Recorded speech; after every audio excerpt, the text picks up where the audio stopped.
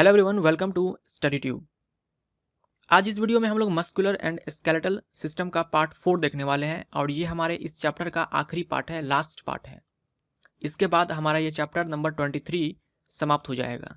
Part 1 और 2 में हम लोगों ने मस्कुलर सिस्टम को देखा था। पार्ट 3 में हम लोगों ने स्टार्ट किया था स्केलेटल सिस्टम को। आज इस पार्ट में हम लोग स्केलेटल सिस्टम को ही कंटिन्यू करेंगे और इस चैप्टर के साथ हम लोग 100 से भी ज़्यादा MCQs कवर कर लेंगे और ये चैप्टर हमारा इसी पार्ट के साथ समाप्त हो जाएगा।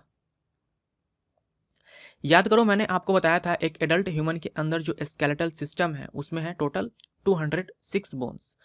स्केलेटल सिस्टम को दो पार्ट्स में पहले बांटते हैं। एक्जियल स्केलेटन जिसके अंदर 80 हड्डियां आती है, उसके बाद अपेंडिकुलर स्केलेटन जिसमें कि 126 हड्डियां आते हैं। एक्जियल स्केलेटन हम लोग पढ़ चुके हैं पार्ट 3 में, ये सारे ही हम लोग पढ़ चुके हैं। आज इस पार्ट में हम लोग अपेंडिकुलर स्केलेटन को आगे बढ़ाएंगे। अपेंडिकुलर स्केलेटन जिसमें कि 126 हड्डियां हैं, इनको पहले दो पार्ट्स में बांटते हैं, गर्डल्स एंड लिम्स। गर्डल्स जिसमें कि 6 हड्डियां आते हैं, लिम्स जिसमें कि 120 हड्डियां आते हैं। गर्डल्स देखो, गर्डल्स ये दो प्रकार के होते हैं। पेक्टोरल गर्डल जिसे हम लोग शोल्डर गर्डल भी बोलते हैं, इसमें 4 हड्डियां। उसके बाद पेल्विक गर्डल जिसे हम लोग हिप गर्डल भी बोलते हैं, इसमें 2 हड्डियां। जो पेक्टोरल गर्डल है इसमें देखो 2 होते हैं स्कैपुला जिसे हम लोग शोल्डर ब्लेड भी बोलते हैं, और 2 होते हैं क्लेविकल्स जिसे हम लोग कॉलर बोन्स भी कहते हैं। लिम्स देख लो, लिम्स में हमारे दोनों हाथ और दोनों पैर, एक हाथ में 30 हड्डियां और एक पैर में 30 हड्डियां, यानी कि दोनों हाथ में 60 हड्डियां और दोनों पैर में भी 60 हड्डियां। इस प्रकार टोटल हो जाते हैं 120 हड्डियां। आज की इस वीडियो का पहला सवाल देखो क्या है। हमारे प्रत्येक हाथ में कितनी हड्डियां होती है? तो मैंने आपको बताया, एक हाथ में 30 हड्डियां तो दोनों हाथ में 60 हड्डियां, एक पैर में 30 हड्डियां, दोनों पैर में 60 हड्डियां। हमसे एक हाथ में पूछा है 30 हड्डियां। अब जो हमारे हाथ की हड्डियां हैं देखो कौन कौन सी है। 30 हड्डियां मैंने आपको बताया, देखते हैं कौन कौन सी हड्डियां हैं ये 30।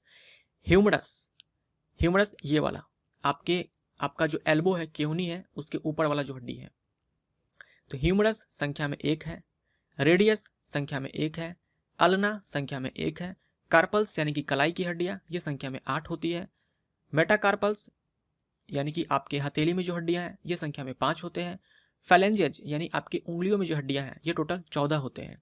इन सबको काउंट करके देखो, ये टोटल आ जाएंगे 30। तो आपको इन हड्डियों में ह्यूमरस, रेडियस और अल्ना ये आपको अच्छे से ध्यान में रखना है। अब देखो इनमें से कौन है जो हमारे हाथ की हड्डी नहीं है। हमारे हाथ की हड्डी है ह्यूमरस, रेडियस, अल्ना। फिबुला ये हमारे पैर की हड्डी है, तो डी हमारा यहां पर राइट आंसर। अगला सवाल देखिए, carpals and metacarpals are the bones of our. Carpals और मेटाकार्पल्स इनमें से किसका बोन है? कार्पल्स संख्या में होते हैं, कार्पल्स यानी कि कलाई की हड्डियां संख्या में 8, मेटाकार्पल्स यानी कि आपके हथेली की हड्डियां जो कि संख्या में है 5। याद रखना, मैं एक हाथ की बात कर रहा हूँ, दोनों हाथ मिला देंगे तो ये 16 हो जाएगा और ये 10 हो जाएगा। तो ये हमारे हाथ की हड्डियां हैं। अगला, इनमें से कौन हमारे पैर की हड्डी नहीं है? फीमर, फिबुला, टिबिया ये हमारे पैर की हड्डी है। स्फेनॉइड याद करो, जो 8 क्रेनियल बोन्स है उनमें एक है स्फेनॉइड जिसके पास है सेला टर्सिका और जिसमें है पिट्यूटरी ग्लैंड, तो ये हमारी क्रेनियल बोन है। अब देखो पैर की कौन कौन सी हड्डियां हैं। फीमर संख्या में 1, पटेला संख्या में 1, टिबिया संख्या में 1, फिबुला संख्या में 1, और ये 4 हड्डियां आपको अच्छे से ध्यान में होने चाहिए। टार्सल्स यानी आपका जो एंकल है उसमें जो हड्डियां हैं यह है संख्या में 7, और फैलेंजेज, और यहाँ पर फैलेंजेज का मतलब हमारे पैर की जो उंगलियां हैं उनमें जो हड्डियां हैं ये है 14। तो यहाँ भी आप इन सबको काउंट करो, ये टोटल हो जाते हैं 30। तो फीमर, पटेला, टिबिया, फिबुला ये आपको ध्यान में रखना है। अगला सवाल देखिए, हमारे बॉडी के अंदर स्ट्रॉन्गेस्ट और लॉन्गेस्ट बोन कौन है? हमारे शरीर की सबसे लंबी और मजबूत हड्डी है फीमर यानी कि जांग की हड्डी, ठीक है, जांग की हड्डी। अगला सवाल देखिए, कप के आकार के उस हड्डी को क्या कहते हैं जो सामने से घुटने को ढकती है, यानी कि जो हमारा नी जॉइंट है वहां पे देखो एक बोन है जिसका नाम है पटेला। तो पटेला हमारे नी जॉइंट को ढकती है। इनमें से कौन है जो पेक्टोरल गर्डल के बोन है? पैक्टोरल गडल में 4 हड्डियां, 2 क्लेविकल्स और 2 स्कैपुलाज। तो क्लेविकल यहाँ पर सही है, स्कैपुला भी सही है, और क्लेविकल को ही हम लोग कॉलर बोन बोलते हैं। तो ऑल ऑफ दीज हमारा यहाँ पर राइट आंसर। इस पिक्चर में देखो क्लेविकल दिखाया गया है और स्कैपुला दिखाया गया है, और ये है ह्यूमरस। तो ये जो क्लेविकल है एक यहाँ है और एक यहाँ है, 2 स्कैपुला एक यहाँ और एक यहाँ। ये जो क्लेविकल है ये एक तरफ से, एक एंड से हमारे स्टर्नम से जुड़ी हुई होती है और दूसरे एंड से हमारे स्कैपुला से, और हमारे स्कैपुला में होते हैं ग्लिनॉइड कैविटी, जिससे कि ह्यूमरस का हेड जाकर के फिट होता है। अगला सवाल देखो, पेक्टोरल गडल, पेल्विक गडल, लिम्स मिल करके क्या बनाते हैं? पेक्टोरल गडल में 4 हड्डियां, पेल्विक गडल में 2 हड्डियां और लिम्स में 120 हड्डियां, टोटल हो जाते हैं 126 हड्डियां। तो 126 हड्डियां ये हमारे एपेंडिकुलर स्केलेटन में है। तो ए हमारा राइट आंसर। अगला है glenoid cavity present in. Glenoid cavity ये है स्कैपुला, और स्कैपुला में ये है एक कैविटी, एक गड्ढा, जिसे बोलते हैं ग्लिनॉइड कैविटी। इसमें आकर के हमारी जो ह्यूमरस होती है, ह्यूमरस बोन है, उसका हेड आकर के फिट होता है। तो ये तो फीमर है, मान लो थोड़ी देर के लिए अगर ये ह्यूमरस होता तो ह्यूमरस के पास भी इस तरह के एक हेड है, और ये हेड जाकर के ग्लिनॉइड कैविटी में फिट हो जाता है। तो ग्लिनॉइड कैविटी ये हमारे स्कैपुला का पार्ट है, और स्कैपुला हमारे पेक्टोरल गडल का पार्ट है। तो यहाँ पर सी हमारा राइट आंसर हो जाएगा। अगला सवाल देखो, एक एडल्ट ह्यूमन में जो पेल्विक गडल है उसमें कितनी हड्डियां हैं? तो पेल्विक गडल में मात्र 2 हड्डियां हैं। तो ए हमारा यहाँ पर राइट आंसर। देख लो पेल्विक गडल कौन से हैं। ये है हमारे बैकबोन का पार्ट, तो इसको नहीं देखना है। ये जो आप रेड कलर का पार्ट देख रहे हो ना, ये है पेल्विक गडल।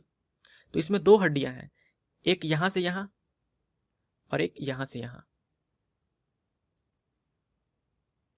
अगला है, इनमें से किसे ब्यूटी बोन कहा जाता है?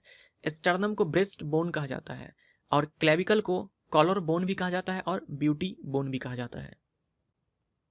अगला है, इनमें से कौन है जो एक पॉइंट ऑफ कांटेक्ट है बोन्स के बीच या फिर बोन और कार्टिलेज के बीच?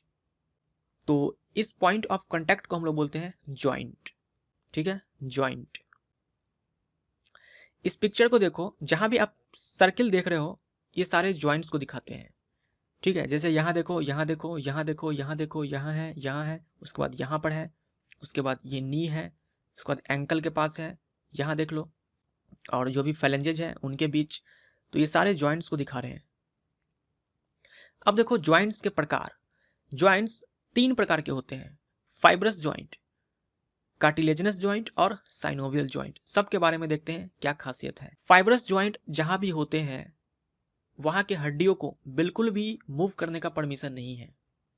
फाइब्रस जॉइंट ये हड्डियों को बिल्कुल भी गतिशील नहीं होने देते हैं, किसी भी प्रकार की गति नहीं होने देते हैं। तो ये फाइब्रस जॉइंट के पास खासियत है। फाइब्रस जॉइंट्स हमें कहाँ मिलते हैं? जो हमारे 8 क्रेनियल बोन्स हैं उनके बीच फाइब्रस जॉइंट्स होते हैं, जिसे हम लोग सूचर कहते हैं। हम लोग आगे पिक्चर में देखेंगे। सेकंड है कार्टिलेजिनस जॉइंट। ये जॉइंट्स हड्डियों को थोड़ी बहुत मूव करने की परमिशन दे देती है, और ये जॉइंट्स हमें कहाँ मिलते हैं? जो हमारे बैकबोन के वर्टिब्रे हैं, हमारे बैकबोन के पास 26 वर्टिब्रे हैं, तो उनके बीच में कार्टिलेजिनस जॉइंट्स होते हैं। और कार्टिलेजिनस जॉइंट्स मैंने आपको बताया कि ये थोड़ी बहुत मूवमेंट का परमिशन देते हैं, और इसी कारण हम लोग अपने बॉडी को आगे की ओर बेंड कर पाते हैं, अपने बॉडी को साइड वे बेंड कर पाते हैं, बैक साइड में हल्का सा बेंड कर पाते हैं अपने बॉडी को, क्योंकि हमारे वर्टिब्रे के बीच होते हैं कार्टिलेजिनस जॉइंट्स। उसके बाद है साइनोवियल जॉइंट। तो साइनोवियल जॉइंट्स जहां भी होते हैं वहां की हड्डियां फ्रीली मूव करती है, यानी उनमें फ्रीली मूवमेंट हो पाता है। और ये साइनोवियल जॉइंट्स कई प्रकार के होते हैं, जैसे ball and socket, hinge joint, pivot joint, gliding joint, saddle joint. तो यहाँ हम देखेंगे साइनोवियल जॉइंट्स के प्रकार और ये कहाँ पर उपस्थित है। बॉल एंड सॉकेट जॉइंट, ये सारे ही साइनोवियल जॉइंट के प्रकार हैं। तो पहला है बॉल एंड सॉकेट जॉइंट। ये हमें मिलेगा कहाँ? ह्यूमरस और अंश मेखला के बीच। याद करो थोड़ी देर पहले मैंने आपको बताया ग्लिनॉइड कैविटी जिसमें ह्यूमरस का हेड फिट होता है, तो वहाँ पे एक जॉइंट बनता है, वो होता है बॉल एंड सॉकेट जॉइंट, और ये एक प्रकार का साइनोवियल जॉइंट है। उसके बाद हिंज जॉइंट, जो नी जॉइंट है और एल्बो जॉइंट है, हमारे घुटने के पास जो जॉइंट है और हमारे केहनी के पास जो जॉइंट है वो है हिंज जॉइंट। उसके बाद पाइवोट ज्वाइंट जो एटलस और एक्सिस के बीच है, 26 वर्टिब्रा, हमारे बैकबोन में 26 वर्टिब्रा, पहले वाले को बोलते हैं एटलस और दूसरे वाले को बोलते हैं एक्सिस। तो उनके बीच में जो ज्वाइंट बनता है वहाँ पे उसे बोलते हैं पाइवोट ज्वाइंट। उसके बाद जो कार्पल्स हैं, जो हमारे हथेली की जो हड्डियां हैं उनके बीच जो ज्वाइंट्स हैं वहाँ पे ग्लाइडिंग ज्वाइंट। एंड लास्ट है सैडल ज्वाइंट जो अंगूठे के कार्पल और मेटाकार्पल के बीच है, अंगूठे के कार्पल और मेटाकार्पल के बीच सैडल ज्वाइंट। तो ये हम लोगों ने देखा साइनोवियल ज्वाइंट्स के बारे में। आगे देखो, इनमें से कौन है जो किसी भी तरह का मूवमेंट अलाउ नहीं करते हैं। इनमें से फाइब्रस ज्वाइंट है जो बिल्कुल भी मूवमेंट अलाउ नहीं करते, किसी भी प्रकार का मूवमेंट अलाउ नहीं करते। अगला है सूचर, एक प्रकार है।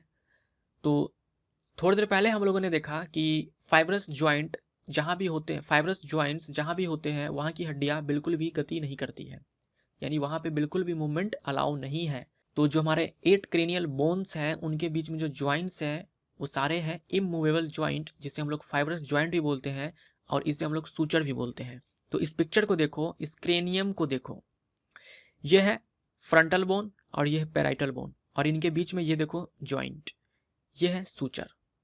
ये इमूवेबल ज्वाइंट है, यानी ऐसा ज्वाइंट जहां बिल्कुल भी मूवमेंट नहीं हो रहा है। उसके बाद यहाँ देखो ऑसिपिटल और पैराइटल के बीच भी ज्वाइंट है, टेम्पोरल और पैराइटल के बीच है, टेम्पोरल और ऑसिपिटल के बीच ज्वाइंट है। तो ये सारे सूचर्स कहलाते हैं। तो सूचर्स यानी क्या?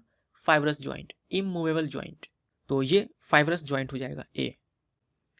अगला है वर्टिब्रल कॉलम के 2 वर्टिब्रे के बीच, हमारे बैकबोन के 2 लगातार वर्टिब्रे के बीच कौन सी ज्वाइंट है? यह है कार्टिलेजिनस ज्वाइंट। अगला सवाल देखिए, इनमें से कौन एक प्रकार है साइनोवियल ज्वाइंट के? तो बॉल एंड सॉकेट, हिंज और पाइवोट ये सभी साइनोवियल ज्वाइंट्स हैं। अगला सवाल है, इनमें से कौन एक ह्यूमन बॉडी में ज्वाइंट नहीं है, जोड़ नहीं है? तो gliding, saddle, ball and socket ये सारे टाइप्स हैं साइनोवियल ज्वाइंट के। गाउट एक डिसऑर्डर है, गाउट एक डिसऑर्डर है ज्वाइंट का। अगला है, हमारे एल्बो और नी में कौन सी ज्वाइंट प्रेजेंट है?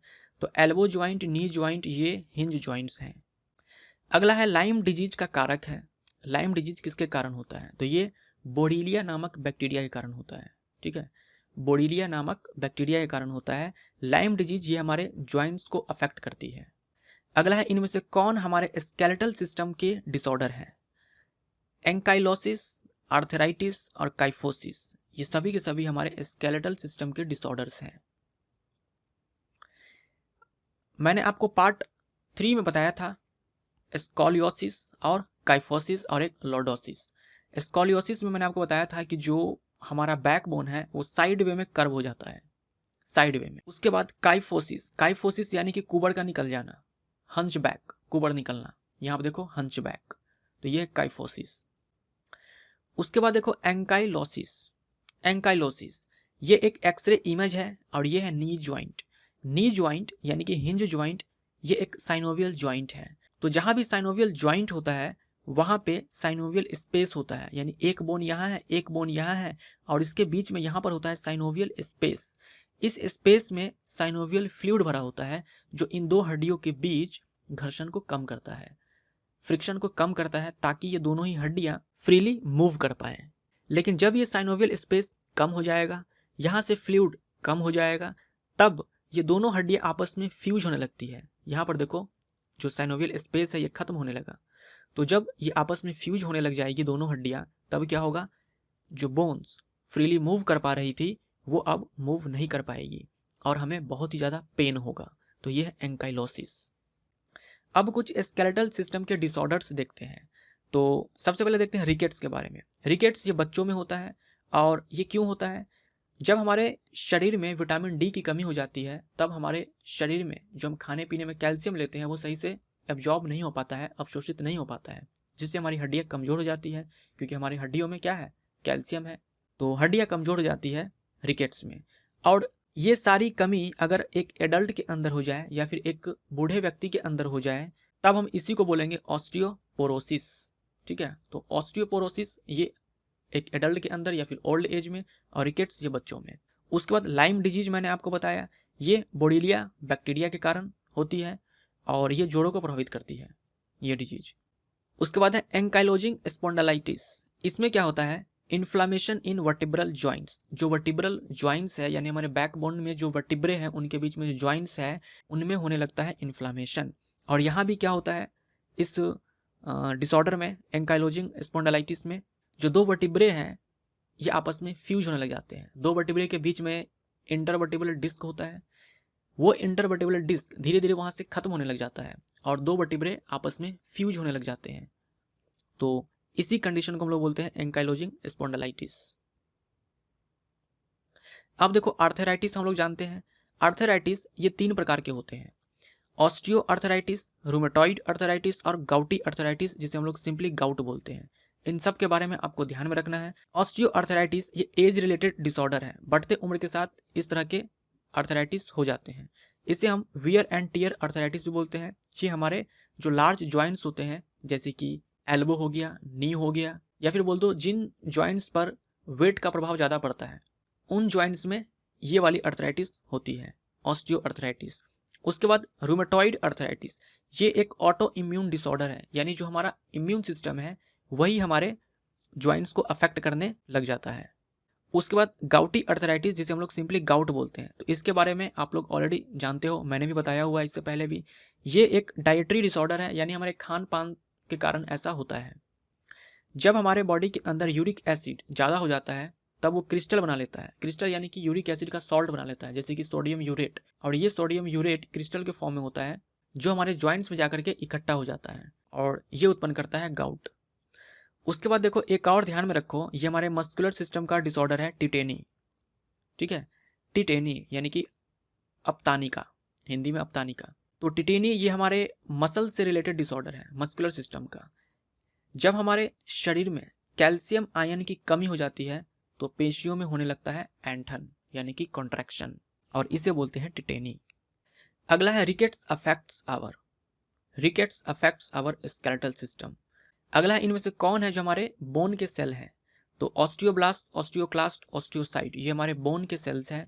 मायोब्लास्ट ये एक एम्ब्रियो के अंदर मसल फॉर्मिंग सेल है, तो डी हमारा राइट आंसर हो जाएगा, ये बोन के सेल नहीं है। Osteoblast, osteocyte, osteoclast. ऑस्टियोब्लास्ट यानी कि बोन बनाने वाले सेल, ऑस्टियोसाइट यानी बोन को मेंटेन करने वाले सेल, ऑस्टियोक्लास्ट यानी कि बोन को खत्म करने वाले सेल, बोन डिस्ट्रॉइंग सेल। तो ये तीनों आप ध्यान में रख सकते हो। अगला सवाल है जॉइंट्स के स्टडी को क्या कहते हैं। मायोलॉजी और sarcology study of muscles, arthrology study of joints और ऑस्टियोलॉजी स्टडी ऑफ बोन्स। हमारे इस सवाल का जवाब C. Ribs are attached to, तो टोटल 24 रिब्स हैं और ये सारे ही रिब्स पीछे से हमारे बैकबोन से अटैच्ड होते हैं और आगे से स्टर्नम से, तो बी हमारा राइट आंसर हो जाएगा, स्टर्नम। एटलस और एक्सिस के बीच किस प्रकार की गतिशील संधि होती है। गतिशील संधि यानी कि मूवेबल जॉइंट, ऐसी जॉइंट जो बोन्स को अलाउ करती है फ्रीली मूव करने के लिए। तो फ्रीली मूवेबल जॉइंट ये कौन सी जॉइंट है, साइनोवियल जॉइंट। तो आपको बताना है कि एटलस और एक्सिस के बीच इनमें से कौन सी साइनोवियल जॉइंट होती है। ये जॉइंट है पाइवोट जॉइंट। अगला है इनमें से किस में वर्टिब्रल कॉलम के अंदर यानी बैकबोन में इंटरवर्टिब्रल डिस्क पाए जाते हैं। ये देखो, यह स्पाइनल कॉर्ड और ये पूरा पिक्चर दिखाया गया है आपको बैकबोन का, जिसमें यह इंटरवर्टिब्रल डिस्क, यह इंटरवर्टिब्रल डिस्क। तो इस तरह के बहुत सारे इंटरवर्टिब्रल डिस्क होते हैं। आपको बताना है इनमें से किसके बैकबोन में ये डिस्क पाए जाते हैं। तो सिर्फ मैमल्स के वर्टिब्रल कॉलम में, ना बर्ड्स के, ना रेप्टाइल्स के, ना एम्फीबियंस के, सिर्फ मैमल के जो वर्टिब्रल कॉलम होते हैं उनमें ये इंटरवर्टिब्रल डिस्क पाए जाते हैं। अगला सवाल है नी जॉइंट और elbow joint are examples of. तो जो नी जॉइंट है और एल्बो जॉइंट है वो इनमें से किस प्रकार के जॉइंट हैं। तो नी जॉइंट और एल्बो जॉइंट ये हिंज जॉइंट्स हैं। अगला देखो मैक्रोफेजेज और ल्यूकोसाइट्स किस प्रकार की गति प्रदर्शित करते हैं। ये सवाल तो मैं आपको करवा चुका हूँ बट फिर भी मैंने ले लिया है क्योंकि ये एनसीईआरटी में डायरेक्ट दे रखा है। तो ये हो जाएगा अमीबॉइड मूवमेंट। अगला है इनमें से कौन एक बोन डिसऑर्डर नहीं है, बोन से रिलेटेड डिसऑर्डर नहीं है। आर्थराइटिस हम लोग देख चुके हैं 3 प्रकार के, ऑस्टियोपोरोसिस मैं आपको बता ही चुका हूँ, रिकेट्स बता ही चुका हूँ, यह है आर्थ्रोस्क्लेरोसिस। ये हमारे सर्कुलेटरी सिस्टम का डिसऑर्डर है, हमारे आर्टरी से रिलेटेड है ये, तो ये आप बोल सकते हो सर्कुलेटरी सिस्टम से रिलेटेड डिसऑर्डर है। तो ये हमारा पार्ट 4 कंप्लीट होता है और इस पार्ट 4 के साथ हमारा मस्कुलर एंड स्केलेटल सिस्टम समाप्त होता है। अगला हमारा चैप्टर होगा ह्यूमन रिप्रोडक्शन और अगले चैप्टर के साथ हमारा एक यूनिट ह्यूमन फिजियोलॉजी समाप्त हो जाएगा। तो मिलते हैं अगले चैप्टर में ह्यूमन रिप्रोडक्शन में। Thank you so much.